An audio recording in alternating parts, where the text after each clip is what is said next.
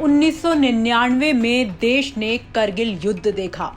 इस युद्ध के दौरान सेना को अधिक ऊंचाई वाले स्थान पर हमला करने वाले हेलीकॉप्टरों की बहुत कमी महसूस हुई थी। यदि उस दौर में ऐसे हेलीकॉप्टर होते तो सेना पहाड़ों की चोटी पर बैठी पाक सेना के बंकरों को उड़ा सकती थी। लेकिन 22 साल बाद हमारा ये सपना पूरा हो गया है। इतने सालों की मेहनत के बाद एयरफोर्स को स्वदेशी लाइट कॉम्बैट हेलीकॉप्टर यानी LCH मिल गया है। इसके कैनन से हर मिनट में 750 गोलियां दागी जा सकती हैं। ये भारत का विजय रथ है। LCH सारी चुनौतियों पर खरा उतरा है। ये दुश्मनों को आसानी से चकमा दे सकता है। इसके नाम के साथ भले ही लाइट जुड़ा हो, लेकिन इसका काम भारी है। ये हेलीकॉप्टर तपते रेगिस्तान, बर्फीले पहाड़ों सहित हर कंडीशन में दुश्मनों पर हमला करने का मादा रखता है। ये एंटी टैंक और हवा में मारने वाली मिसाइलों से भी लैस किया जा सकता है। इसकी खासियत की वजह से ही रक्षा मंत्री राजनाथ सिंह ने इसे प्रचंड नाम दिया है। जोधपुर एयरबेस में हुए इस कार्यक्रम में रक्षा मंत्री राजनाथ सिंह, देश के नए CDS general Anil Chauhan, chief of air staff chief marshal VR Chaudhari भी मौजूद रहे।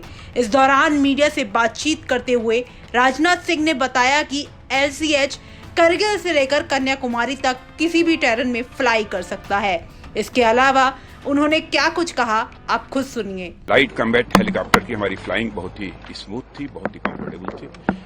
और लाइट कॉम्बैट हेलीकॉप्टर ये इंडिजिनस हेलीकॉप्टर है और यह कारगिल से लेकर कन्याकुमारी तक किसी भी टेरेन में फ्लाई कर सकता है, कहीं भी फ्लाई कर सकता है। रात को भी फ्लाई कर सकता है, दिन में भी फ्लाई कर सकता है, वर्षा हो रही हो तब भी यह फ्लाई कर सकता है। और साथ ही साथ अपने टारगेट को अटैक करने की भी क्षमता इस लाइट कॉम्बैट हेलीकॉप्टर में है। यह दुनिया के जितने भी इस प्रकार के हेलीकॉप्टर्स हैं उनमें एक बेहतरीन यह लाइट कॉम्बैट हेलीकॉप्टर है।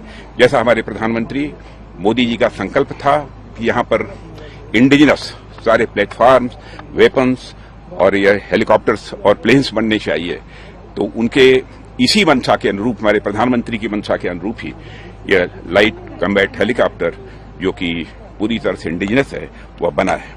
इसमें मिसाइल के द्वारा ही मार सकता है, अन्य भी बहुत सारे दूसरे इक्विपमेंट्स हैं जिनके द्वारा भी यह अटैक कर सकता है। दरअसल करगिल युद्ध के बाद हमें 3 खासियतों वाला हेलीकॉप्टर चाहिए था।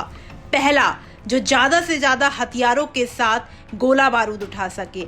दूसरा, जिसमें पर्याप्त फ्यूल हो ताकि हेलीकॉप्टर अधिक समय तक हवा में रहे। तीसरा, जो रेगिस्तान की गर्मी के साथ ही हिमालय के बहुत ऊंचाई वाली पहाड़ियों पर पड़ने वाली कड़ाके की सर्दी में भी एक जैसी पावर रखता हो।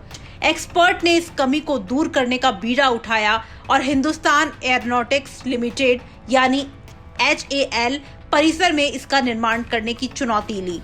इसके बाद सेना और एयरफोर्स की आवश्यकताओं के मुताबिक इसका डिजाइन तैयार किया गया और इस प्रोजेक्ट पर काम शुरू किया गया। 2011 में फ्लाइट टेस्ट सफल होने के बाद इसे फाइनल ऑपरेशन क्लियरेंस मिल गई। इसे लेकर 2012 से कई ट्रायल किए गए। समुद्र की सतह के ऊपर लेह के ठंडे मौसम में सियाचिन में 13,600 से लेकर 15,800 फीट की ऊंचाई पर जोधपुर में तपते रेगिस्तान में इस लड़ाकू हेलीकॉप्टर का ट्रायल किया गया। सब में ये हेलीकॉप्टर खरा उतरा। LCH के जोधपुर सिलेक्शन के पीछे कई कारण हैं। इसमें सबसे प्रमुख है पाकिस्तान बॉर्डर। दरअसल अमेरिका में बने लड़ाकू हेलीकॉप्टर अपाचे की यूनिट कश्मीर क्षेत्र के पठानकोट में तैनात है। वहीं इस साल जून में सेना को मिले हल्के लड़ाकू हेलीकॉप्टर की यूनिट को अगले साल की शुरुआत में बेंगलुरु से सचे चीन बॉर्डर के पास तैनात कर दिया जाएगा। ऐसे में पश्चिमी सीमा पर लड़ाकू हेलीकॉप्टर की कमी महसूस हो रही थी। इधर जोधपुर सबसे पुराना एयरबेस है, इसलिए तय किया गया कि LCH की पहली स्क्वाड्रन जोधपुर में तैनात की जाए। राजस्थान में स्क्वाड्रन मिलने के बाद अपाचे और LCH दोनों बॉर्डर को आसानी से कवर कर सकेंगे। पाकिस्तान और चीन से जारी विवाद के बीच भारतीय वायुसेना की ताकत में अब और इजाफा हो गया है। भारतीय वायुसेना को अब स्वदेशी हल्के हमलावर हेलीकॉप्टर्स मिल गए हैं। इन हेलीकॉप्टर्स की तैनाती से सीमा पर सुरक्षा आसान हो जाएगी, साथ ही आतंकी गतिविधियों पर भी विराम लगेगा। ब्यूरो रिपोर्ट, राजस्थान तक।